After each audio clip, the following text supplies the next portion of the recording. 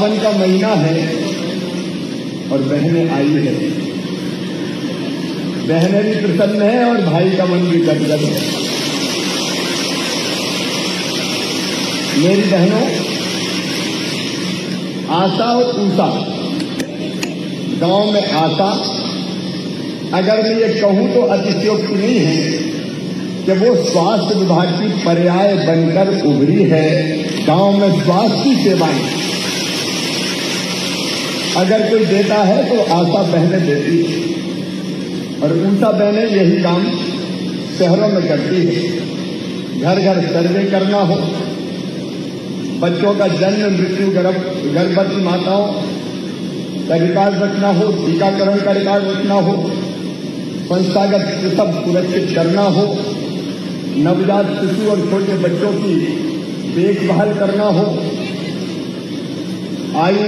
समस्त आयु वर्ग के बच्चों का टीकाकरण सुनिश्चित करना हो, ग्राम स्वास्थ्य योजना बनाने में सहयोग का सवाल हो, विवाहितों को छोटे परिवार के लिए प्रेरित करना हो, ग्राम स्वास्थ्य और पोषण दिवस के आयोजन में सहयोग करना हो, विभिन्न बैठक और प्रशिक्षण में भाग लेना हो, ग्राम आरोग्य केंद्र के माध्यम से प्राथमिक उपचार के लिए दवाइयों का वितरण करना हो, रोग नियंत्रण के लिए निगरानी का काम करना हो, और स्वास्थ्य विभाग के समस्त गतिविधियों में भाग लेकर अभियानों को सफल बनाना हो। हमारे पास एक ही नाम होता है, आशा बहनें।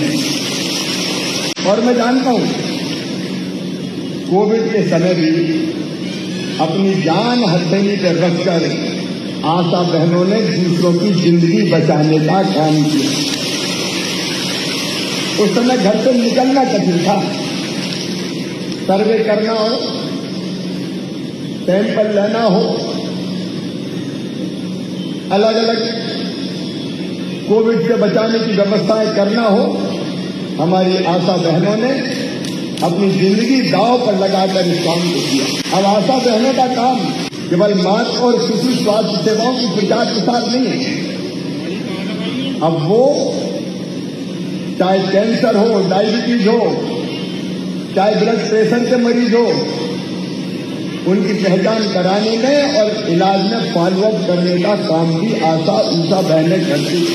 वे गर्भवती माताओं का ध्यान रखती है, उन्हें आवश्यक सेवाएं और जानकारी प्रदान करती है। वो माताओं को, नवजात शिशुओं को कैसे देखभाल करना चाहिए, ये मंत्र भी अगर कोई देती है तो आशा बहनें देती है। हमारे सामने एक बड़ा चैलेंज है मातृ और शिशु मृत्यु दर कम करना। अब आप सबके प्रयासों से मातृ मृत्यु दर घटकर 498 से 173 हो गई है। शिशु मृत्यु दर घटकर 82 से 43 हो गई है। अभी हमको और मेहनत करना है, इसको और नीचे लाना।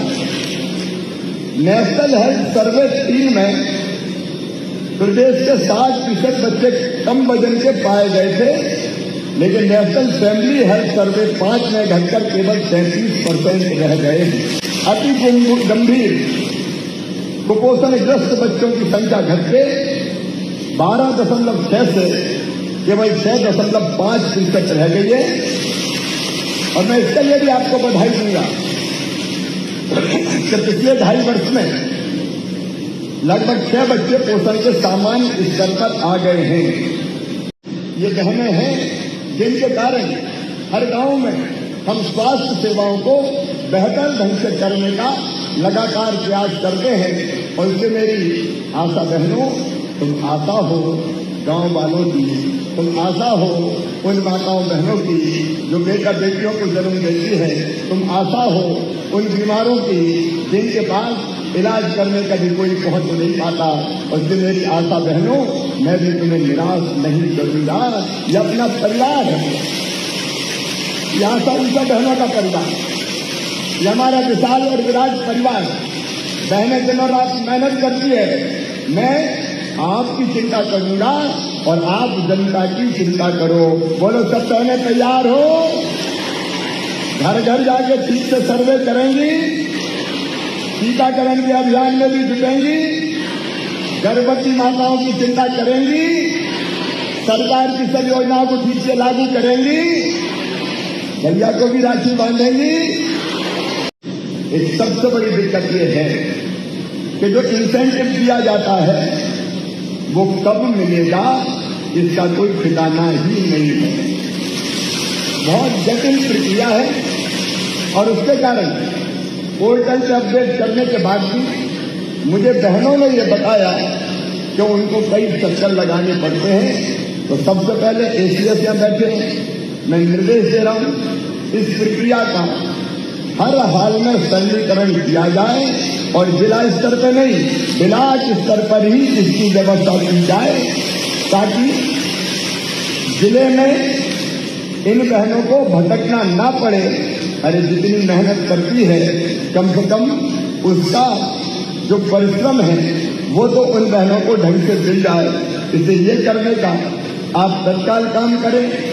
जो रूटीन के काम है उनमें भी कई बार कोई कमी ना होने के कारण भी कई आशा बहनें सेवा से पृथक कर दी जाती है। मैं ये निर्देश दे रहा हूं बिना किसी गंभीर उससे ये बहनें सेवा से पृथक किसी भी हालत में नहीं की जाएगी, ये सुनिश्चित करने का काम करें।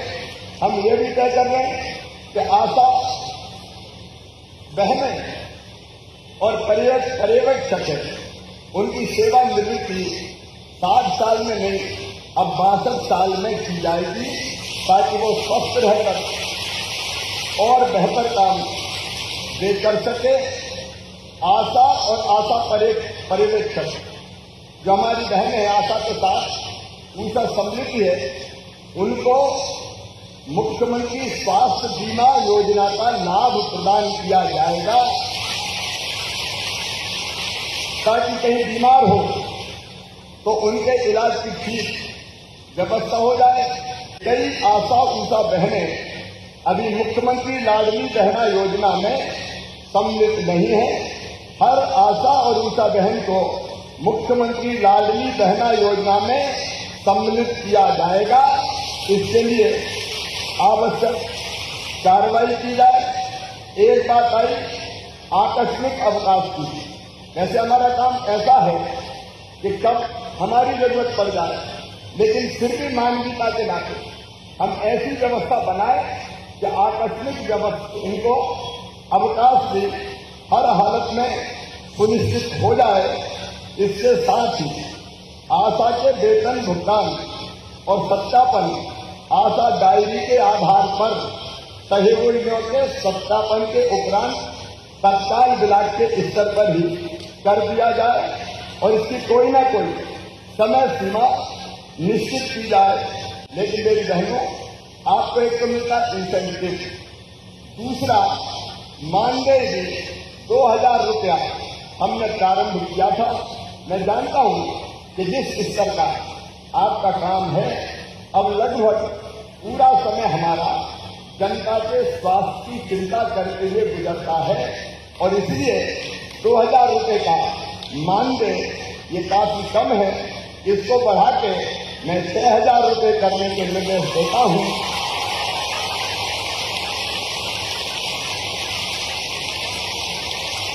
और इसके साथ एक बात और कर रहा हूं कि इसमें हर साल अपने आप 1000 रुपया बढ़ा दिए जाएंगे।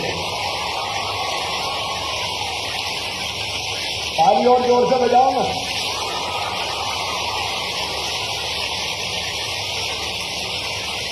क्योंकि जब बाकी सबसे बढ़ते हैं तो ये भी तो दिन और रात काम करती है।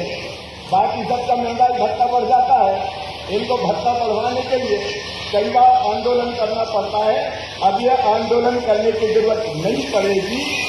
अपने आप 1000 रुपया हर साल ये बढ़ा दिया जाए ताकि इनको बार बार परेशानी नहीं हो और महंगाई के अनुपात में इनको अपने आप बढ़कर राशि मिलती रहे। बोलिए ठीक है?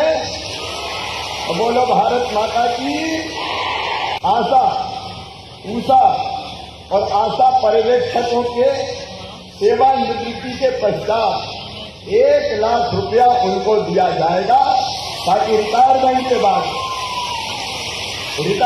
बाद कम से कम कुछ तो पैसा उनके पास हो जिसका वो अपने भावी जीवन के लिए उपयोग कर सके। आशा उषा और आशा पर्यवेक्षक बहनों को 5 लाख रुपए का चिकित्सा और दुर्घटना बीमा करवा के दिया जाएगा, ताकि ऐसी स्थिति अगर कोई भगवान न करे कभी पैदा हो तो उनको कोई तकलीफ ना हो और परिवार को भी कोई तकलीफ ना हो। आशा पर्यवेक्षकों का वेतन जो मानदेय है वो भी बढ़ा के 13,500 रुपया किया जाएगा।